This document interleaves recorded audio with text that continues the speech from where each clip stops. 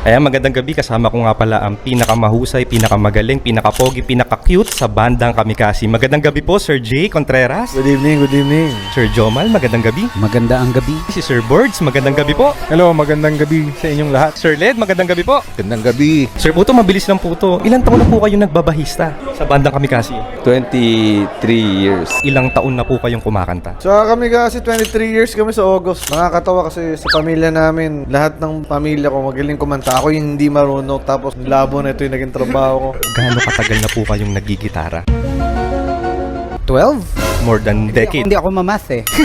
Gaano katagal na po kayong nagtatambol sa bandang Kamikasi? 23 years na. Gaano katagal na po kayong nagigitara sa bandang Kamikasi? 3 years? Happy 23 years, Kamikasi. Congratulations. Napaka-solid nyo, sir, kasi nung sinimulan nyo, kayo-kayo hanggang ngayon, kayo-kayo pa rin. Grabe! Ganun talaga pag mga pogi. Best experience sa isang gig or event? Madami, pero sa akin hanggang ngayon nakatatak pa rin yung huling sayaw sa Araneta bago kami magpahinga. Nung una ayaw talaga namin gawin sa Araneta kasi nakakatakot kung may manonood ba. Pero nung sumampa kami sa stage, pagsampa ko para nakita mo yung pinagtrabaho mo ng 15 years, tas ang dami pala kayong napasaya, madami nagmamahal. Marami rin pong naluha nung panahon po na iyon. Kahit kami, naiyak din kami noon. Pero solid na experience yun. Salamat sa lahat ng mga nakasama namin. Nakakatuwa marinig, napaka-humble ng isang Sir J. Best experience sa isang gig or event na talagang memorable po sa inyo?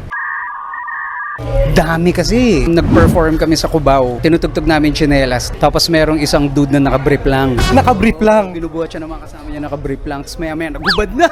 Best experience sa isang gig or event ng Kamikasi? Wala akong masabing best, pero ang nai-enjoy ko kapag nagre-record kami ng music sa studio, yun. Wala akong maalala eh. Basta naalala ko lang yung mga masasaya, parang birthday. Laging the best yung hindi ko nakakalimutan. Lalo na nung mga bata pa kami. Hindi ko naaalala. Pero the best yung mga hindi mo naaalala.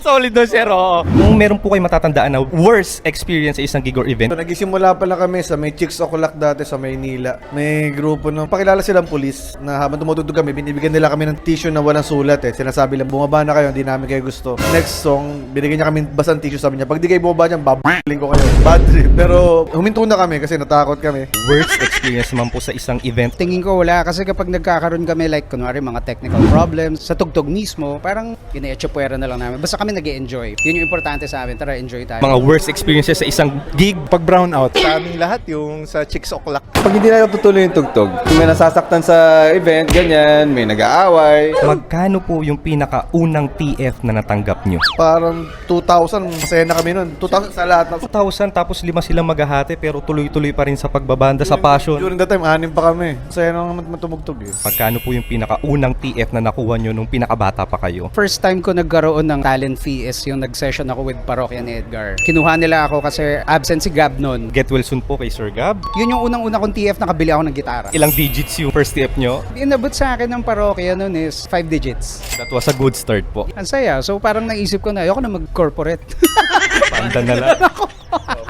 Kung magkano po ang pinakaunang talent fee na nakuha ni Sir Board sa pagtatambol? buttered chicken at saka lomi. Ex-deal! Next deal. Saludo ako doon, Sir. Grabe. 200, tapos pinangkain namin ng masarap. Wala eh, kasi nagsisimula kami, puro sa school lang kami, UP lang kami madalas. Sa mga new generation po, sa mga youth, sa mga kabataan na gusto pasukin ang larangan ng pagbabanda, any advice or tip po, sir? Magbabanda ka, dapat huwag niyo isipin yung kita tsaka sisikat. Gawa ng magandang kanta tsaka nag-i-enjoy. Tsaka wala kayong hinahassle na tao. So, huwag nyo iisipin na magbabanda kayo para kumita at para sumikat. Huwag. Basta tuloy nyo lang. Passion. Heart. Sulat lang ng sulat. Practice. Practice and practice para mas mag-improve pa. Work hard, be patient, always strive for balance. Start small, trust the process. Patience is a virtue. Madaming dadaanan yun. Pero importante, masaya ka sa ginagawa mo. Maging mabuting tao lang.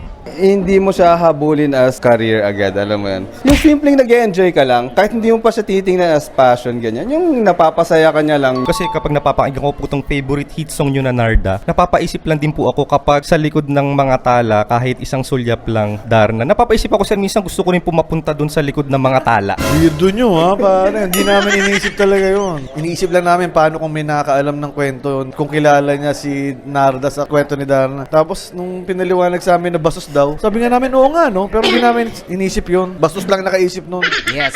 Support OPM.